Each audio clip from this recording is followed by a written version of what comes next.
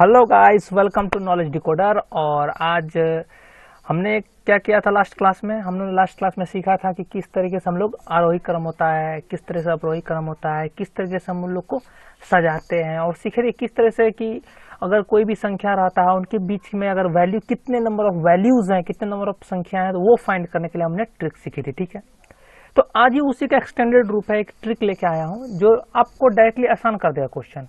इसमें ज्यादा करने की कोई जरूरत ही नहीं है, थोड़ा सा करोगे आंसर आपका आ जाएगा। ठीक है, देखो क्या करते, देखो ध्यान समझना।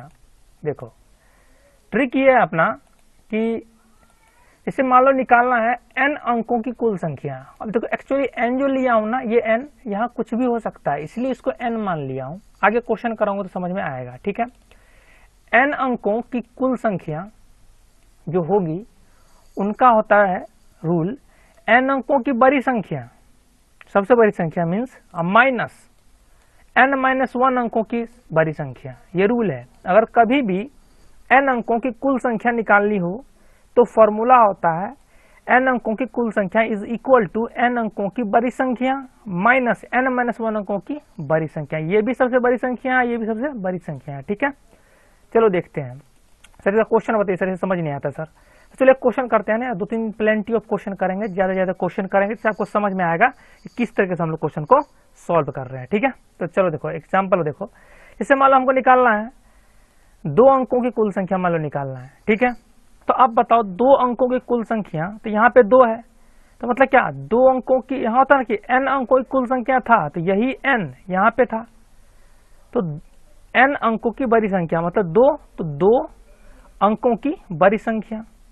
ठीक है, माइनस n-1, n की जगह पे 2 था ना, n की जगह पे 2, तो 2-1 अंकों की बड़ी संख्या। ठीक है, अब बताया था 2 अंकों की बड़ी संख्या कितनी होगी, 2 अंकों की सबसे बड़ी संख्या, ये सबसे बड़ी संख्या याद रखिए, ये बड़ी संख्या लिखे हैं लेकिन ये सबसे बड़ी संख्या है, समझ में आ रहा है ना, सबसे बड़ी संख्या। ठीक है, तो 2 अंकों की सबसे बड़ी संख्या होती है 99। बताया था ना कि अगर किसी भी अंकों की अगर बड़ी संख्या निकालना हो तो कुछ भी मत करो, अगर 1 अंक है तो 1 अंकों की सबसे बड़ी संख्या 9 होगी, 2 अंक है तो 2 अंकों की सबसे बड़ी 2 9 होगा, 3 अंकों की सबसे बड़ी संख्या पूछा जाए तो 3 9 होगा, 4 अंकों की सबसे बड़ी संख्या पूछा जाए तो 4 9 होगा, वो तो बताया था। ठीक है, इसी तरह 2-1 कितना होगा 1, फिर 1 अंकों की सबसे बड़ी संख्या कितना होगा 9, तो 99 - 9 कितना हो गया 90।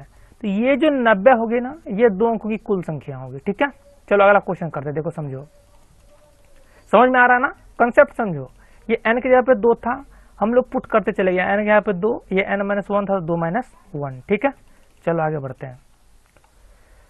जैसे 7 अंकों की कुल संख्या आपको निकालनी है, कहा जा रहा है कि 7 अंकों की कुल कितनी संख्याएं होंगी, तो again we have to use that formula, यही फार्मूला यूज करना है। ठीक है, तो n की जगह आप क्या पुट कर दिए 7, तो 7 अंकों की कुल संख्या जो होगी वो होगी, यहाँ पे n अंकों की सबसे बड़ी संख्या मतलब n की जगह यहाँ पे 7 है, तो 7 अंकों की सबसे बड़ी संख्या माइनस 7-1, वहां पे n-1 था तो यहाँ पे क्या हो जाएगा 7-1 अंकों की सबसे बड़ी संख्या। ठीक है, तो 7 अंकों की सबसे बड़ी संख्या क्या होगी 7 × 9, बताया था ना 7 × 9 हो जाएगा। ठीक है, यहाँ देखो 7 × 9, 1 2 3 4 5 6 7, माइनस 6 अंकों की सबसे बड़ी संख्या कितना 6 × 9, 1 2 3 4 5 6।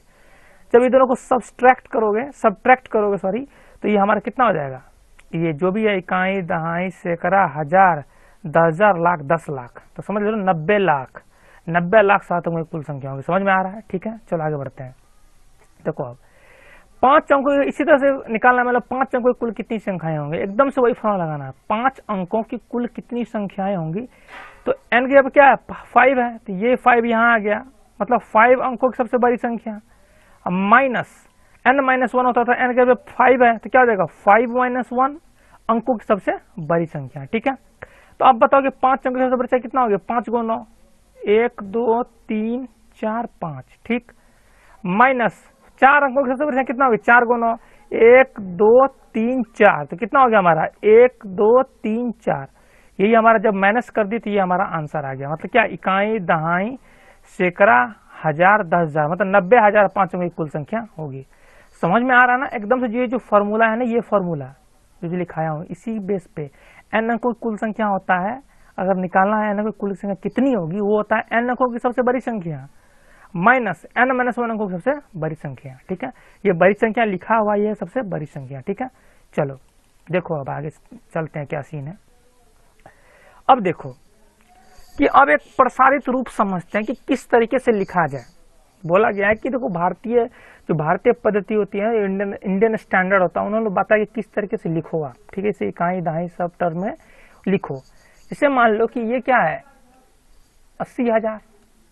ठीक है, तो इसको प्रसारित रूप में लिखना था, तो हम क्या कर लिए, क्या कर सकते हो 8 इंटू 10,000 लिख सकते हो ना भाई, कोई दिक्कत है, कोई परेशानी नहीं। देखो क्योंकि 1000 है 80,000, तो 1000 क्या हो जाएगा यही। ठीक है, अब सिंपल सी बात है, इकाई दहाई सैकड़ा हजार करते चले जाओगे।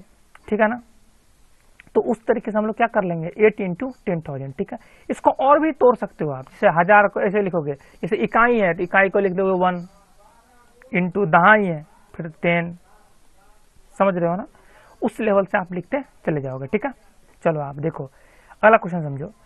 जैसे हमारे पास कितना है 85 पे 4 को 0, 1 2 3 4, तो मतलब इसको संख्या में हम लोग क्या बोलेंगे, इकाई दहाई सैकड़ा हजार 10,000 लाख, मतलब क्या 8,50,000। ठीक है, 8,50,000। अब देखो 8 लाख है तो 8 इंटू 1 लाख में कितना होता है 5 0, 1 2 3 4 5। ठीक है, हो गया, फिर प्लस 5 इंटू 50,000 था। ठीक है, तो 5 इंटू अगर 10,000 कर दें तो 10:5 कितना हो जाएगा, समझ में आ रहा है, कर सकते हो ना यार, लिख सकते हो, कोई दिक्कत नहीं है इसमें। ठीक है ना, देखो अब ध्यान से समझो।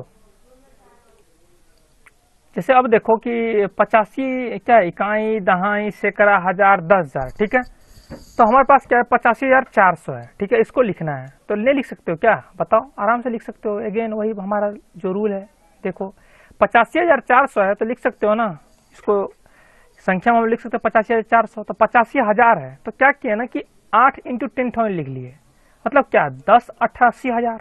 ठीक है, 80,000 हो गया, फिर 5 इंटू 1,000 कर लिए, तो मतलब 5,000, 80,000 यहाँ पे 5,000 यहाँ पे, क्या हो गया 85,000। ये 400 था तो ये हो गया हमारा कितना 400, तो हमारे के पास क्या आ गया 85,400। ठीक है, समझ में आ गया। अब देखो कि सर ये सब क्यों कर रहे हैं सर, देखो एक्चुअली में बताया था ना, इकाई होता है 1, दहाई होता है 100, फिर 1,000, फिर 10,000, वही किए हैं। यहाँ पे देखो इकाई अगर कुछ नहीं तो क्या मानेगो 1 मानोगे, है ना। ठीक है, दहाई के देखो 100, फिर 1,000, फिर 10,000, समझ रहे हो ना, इसलिए वो किए हुए हैं, क्योंकि इकाई दहाई का कंसेप्ट क्लियर होगा, इकाई दहाई सैकड़ा हजार उसी लेवल के लिए, उसी चीज को करने के लिए हम लोगों ने ये किया है। ठीक है, चलो आगे क्वेश्चन देखते हैं, तो और अच्छा है, देखो ध्यान से देखना। हमारे पास कितना है इकाई दहाई सैकड़ा हजार 10,000 लाख। ठीक, तो हमारे पास है 8,54,965। ठीक, अब लिख लेना 65 को लिख लेना हिंदी में, ये 54 को लिख लेना हिंदी में लिखना होता है। मैंने भले 85 लिखा है यहाँ पे, लेकिन आपको ये संख्या हिंदी में लिखनी है कि 85 85। ठीक है ना, उस लेवल पे लिखनी होती है। ठीक है, चलो बात करते हैं, देखो ध्यान से समझो।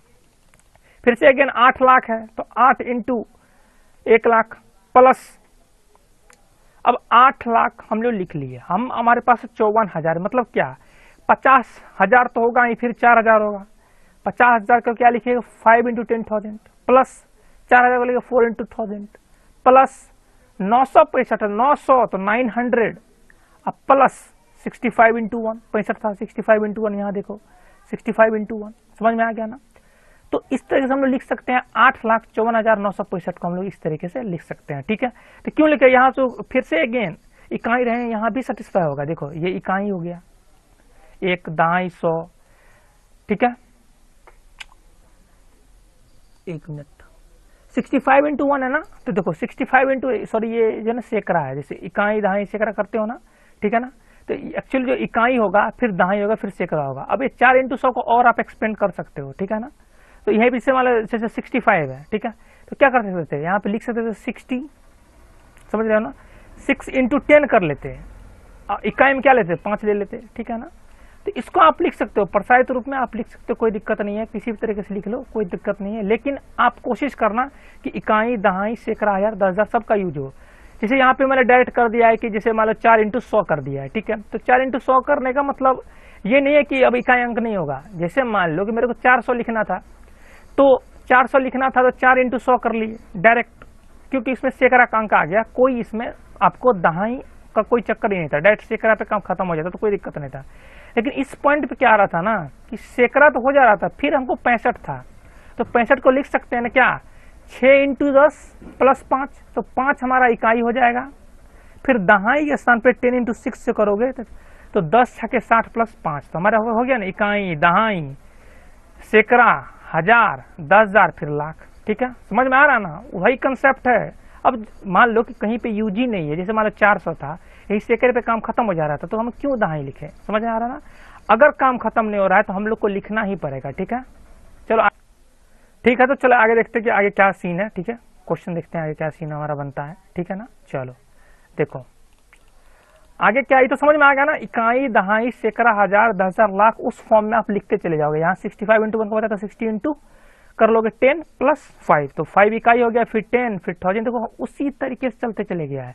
यहाँ सैकड़ा था, फिर देखो हजार, 10,000, समझ में आ रहा ना। यहाँ 10,000 डायरेक्ट लिख लिए थे, तो फिर 1 लाख, क्योंकि इससे जरूरत ही नहीं, इससे आगे लिखने की यहाँ पे कोई जरूरत नहीं। जरूरत रहेगी तब ना लिखेंगे भाई, क्योंकि यहीं पे आगे खत्म हो जा रहा था, तो इससे हम आगे क्यों ही लिखे, आप ही बताओ, इससे हम आगे क्यों ही लिखे। ठीक है, समझ में आ रहा था। ठीक है, अब देखो समझो। ठीक है, हमेशा इकाई, दहाई, सैकड़ा करके चले जाओगे, और जो जहां पे जरूरत नहीं है तो वहां पे हम लोग नहीं लिखेंगे। ठीक है, यहाँ पे जरूरत थी तो हम लोग लिखे 65 इंटू 1 था, इसको लिख लिए थे 6 इंटू 10 अब प्लस 5, मतलब 10 इंटू 60 प्लस 5 किए थे। ठीक है, समझ में आ गया। चलो आगे बढ़ते हैं। अब देखो कि जो अल्प विराम का प्रयोग है, क्या हमारे पास अल्प विराम का प्रयोग। ठीक है, तो ये जो हम लोग पढ़ रहे हैं ना, ये इंडियन स्टैंडर्ड है, ये क्या है, भारतीय पद्धति के अनुसार से भी हम लोग पढ़ेंगे, भारतीय पद्धति के अनुसार से हम लोग ये पढ़ेंगे। ठीक है, जो इंडियन स्टैंडर्ड बोलता है।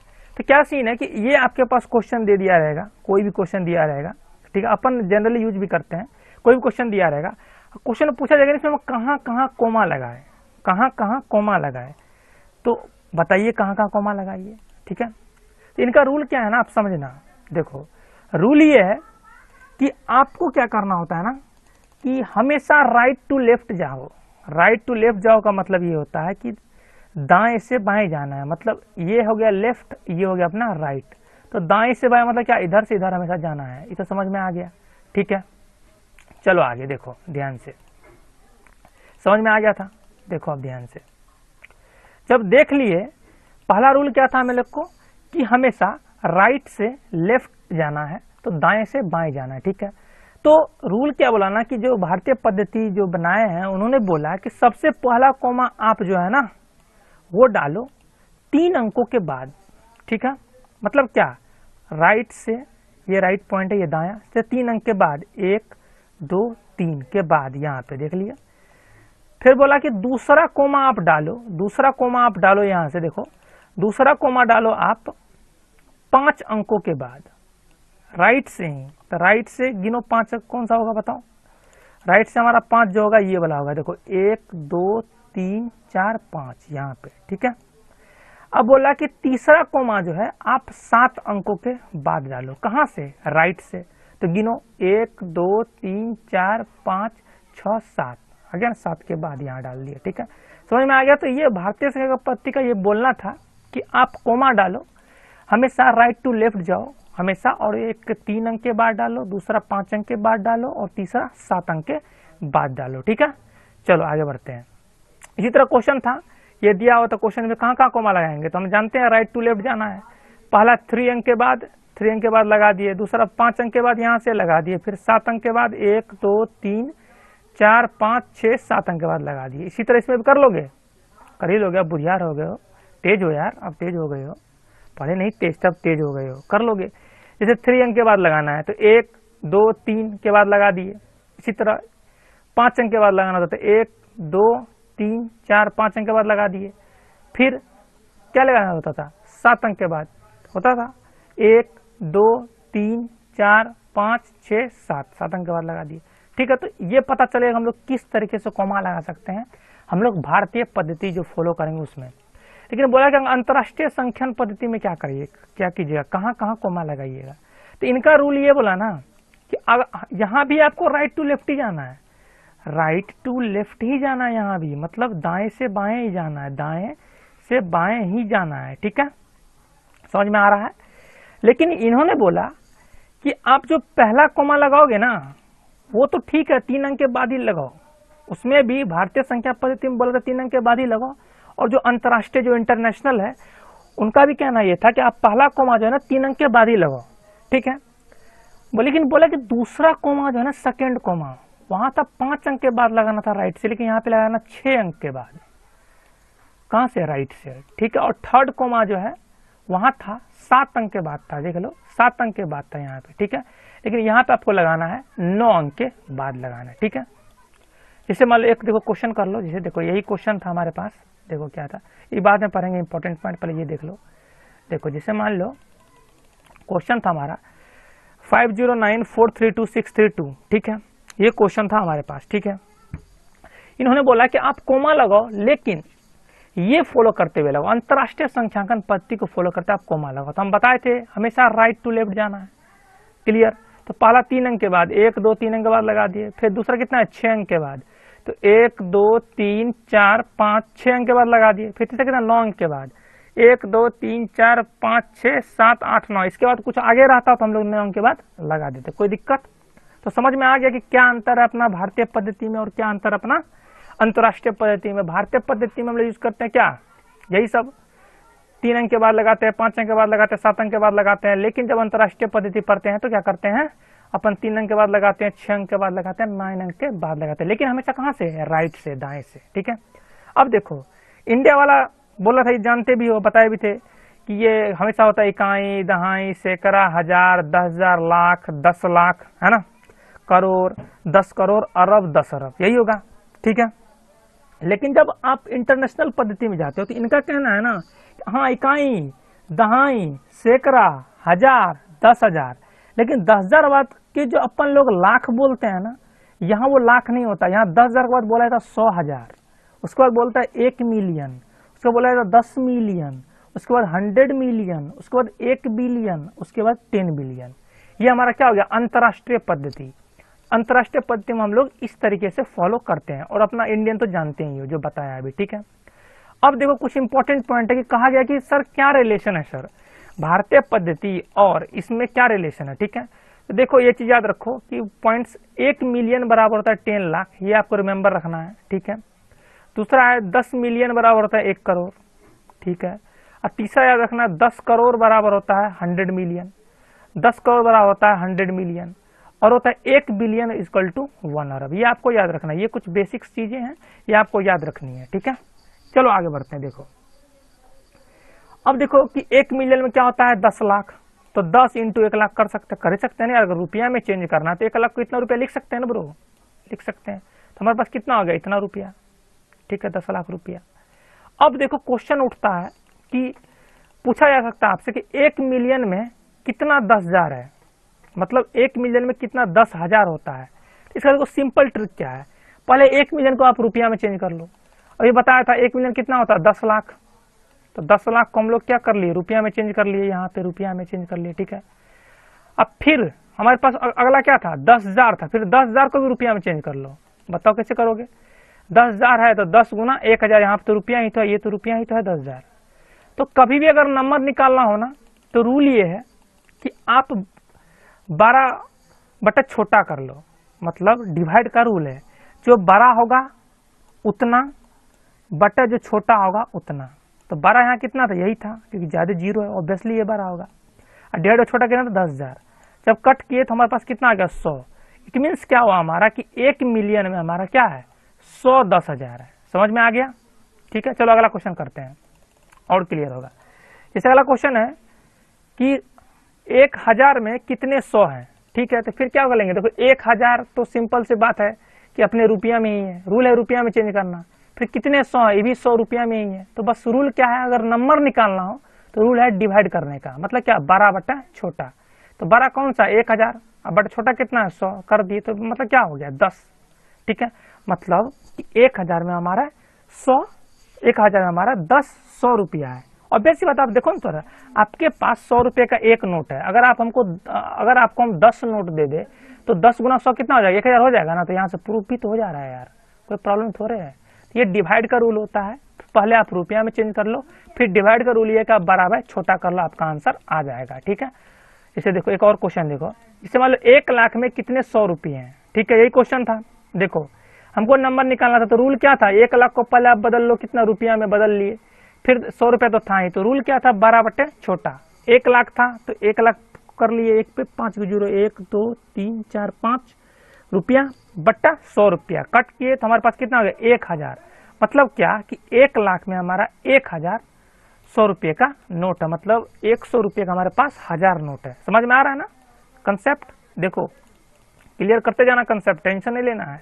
इसी तरह क्वेश्चन है 1 बिलियन में कितने मिलियन होते हैं, ठीक है, तो फिर अगेन आपको रुपया में चेंज करना है। अभी बताया था 1 बिलियन में क्या होता है, 1 अरब। 1 अरब को किस में चेंज कर लिए, रुपया में कर सकते हो ना यार, इकाई दहाई सैकड़ा हजार 10,000 लाख 10 लाख करोड़ 10 करोड़ 1 अरब कर सकते हो, रुपया में चेंज कर लिए, ठीक है। ये तो हमारे पास क्या दूसरा था, मिलियन। मिलियन को भी किस में चेंज कर लिए, रुपया में चेंज कर लिए।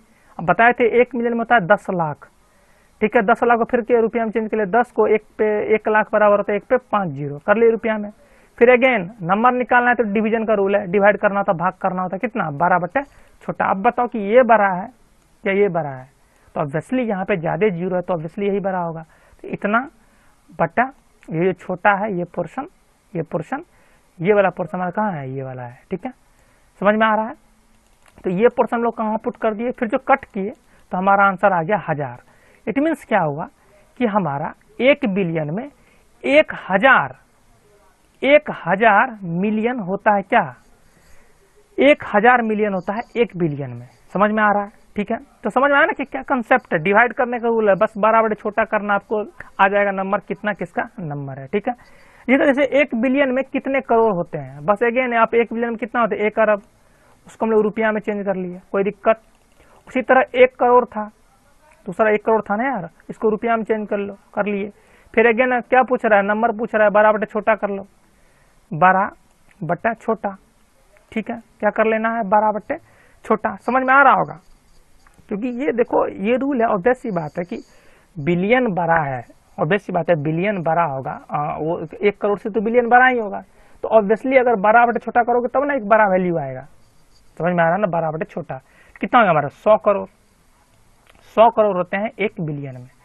समझ में आ रहा है ना, यही कंसेप्ट है हमारा। ऑब्वियसली तो जो चीज बड़ा होगा तो वो क्या हो जाएगा 12 बटे छोटा, क्योंकि ऑब्वियसली 1 बिलियन और 1 करोड़ में कौन सा बड़ा है, 1 बिलियन बड़ा है, तो क्या हो जाएगा 12 बटे छोटा। इसी तरह यहाँ भी देखो, जैसे यहाँ भी देखो 1 बिलियन और 1 मिलियन में कौन सा बड़ा है, तो 1 बिलियन बड़ा है, तो क्या हो जाएगा बिलियन बटे मिलियन, वही किए तो बिलियन बटे मिलियन। इसी तरह देखो कि 1 लाख और 100 रुपया में कौन सा बड़ा है, 1 लाख बड़ा है, तो क्या हो जाएगा 1 लाख बट्टा 100 रुपया। समझ में आ रहा है ना, बड़ा बटे छोटा। जैसे 1000 है 100 रुपया, कौन सा बड़ा है, तो 1000 बटे 100 रुपया। समझ में आ रहा है ना, तो उस तरीके से बड़ा बटे छोटा करते चले जाना, आपको नंबर मिलते चले जाएगा, ठीक है। हिसाब से कर लेना कि कब बड़ा बटा छोटा करना है, ठीक है ना।